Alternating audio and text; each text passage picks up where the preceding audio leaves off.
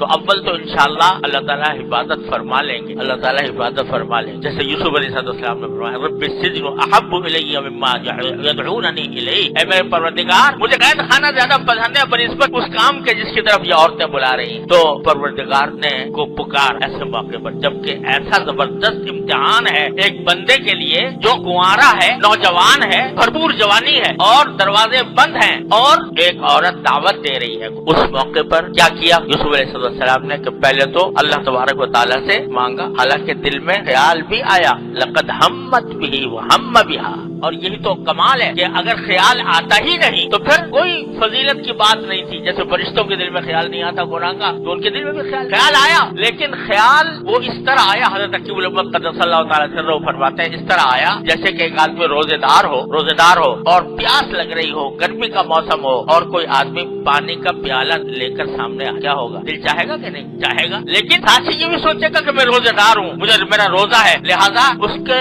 ساتھ ساتھ خیال آنے کے باوجود اس کام کو کرنے کا کوئی ارادہ نہیں ہوگا، کسی بھی روزے دار کا ارادہ نہیں ہو سکتا اگرچہ دل چاہ رہا ہو۔ تو لقد ہمت بھی وہم بہا، یہی تو فضیلت کا مقام ہے کہ خیال آیا تھا لیکن خیال آنے کے باوجود ایک تو اللہ تعالیٰ سے رجوع کیا کہ اللہ مجھے اس سے بچا لے، اور دوسری طرف یہ جو آیت کریمہ ہے نا کہ جب اس نے کہا ہی طلب تو جواب پہ کیا فرمایا؟ قال معاذ اللہ، میں اللہ کی پناہ، سب سے پہلا کام اللہ کی پناہ مانگ، اور انہ ربی احسن مثوائے، وہ میرا پروردگار ہے جس نے مجھے بہترین ٹھکانہ دیا۔ اس کی دو تفسیریں ہیں لیکن ایک تفسیر کے مطابق کہ اللہ تعالیٰ کی طرف اللہ کی پناہ مانگی اور اس احسان کا تصور کیا کہ میرا پروردگار ہے جس نے مجھے بہترین ٹھکانہ دیا ہے۔ ٹھکانہ دینے کے معنی یہ کہ میرے جسم کی تربیت اس نے کی ہے،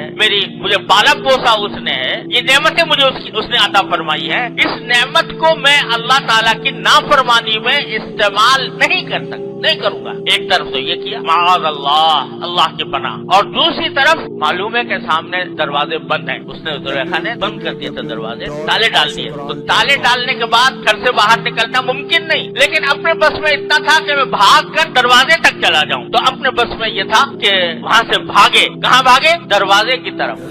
باوجود ہے کہ دروازہ مقفل نظر آ رہا تھا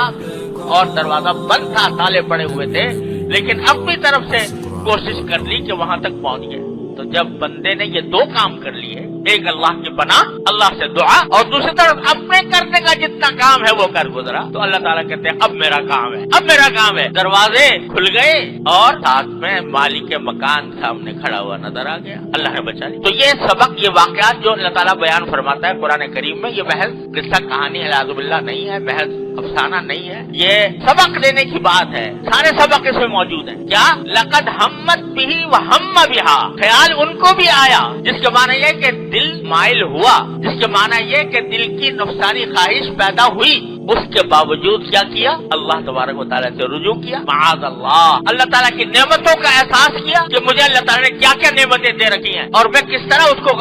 غلط اور نافرمانی میں استعمال کر سکتا ہوں، وہ احساس دل میں پیدا کر کے جو اپنے کرنے کا کام تھا وہ کر گزرے، بھاگ پڑے وہاں، تو اللہ تعالیٰ نے اپنا کام کر، تو یہ سبق دے دیا ہم سب کو، ہر مسلمان کو، کہ جب کبھی ایسی آزمائش آئے، گناہ کے داعیے دل میں پیدا ہوں، گناہ کے تقاضے دل میں پیدا ہوں، تو کیا کرو؟ پہلا کام تو یہ کہ ان تقاضوں کے مقابلے میں اللہ تعالیٰ سے رجوع کرو۔ نمبر ایک، اللہ تعالیٰ کی نعمتوں کا احساس کرو، مجھے اللہ نے کیا کیا نعمتیں دی ہیں، مجھے یہ جسم دیا، مجھے آنکھیں دی، مجھے کان دیے، مجھے ناک دی، مجھے ہاتھ پاؤں چلنے والے دیے، مجھے صحت عطا فرمائی، مجھے گھر میں آباد کیا، مجھے کھانے کو دیا، مجھے پینے کو دیا، اب میں اس کی نافرمانی میں ساری نعمتوں کو استعمال کروں، یہ تصور کرو، اور یہ تصور کر کے بھاگ کھڑے ہو، چاہے آگے دروازے بند نظر آ رہے ہوں لیکن بھاگ کھڑے ہو، اپنی قوت اور ہمت کو کام میں لاؤ اور بھاگ کھڑے ہو، تو وہاں جا کر پھر اللہ تعالیٰ تمہیں ضرور بچا لے گا۔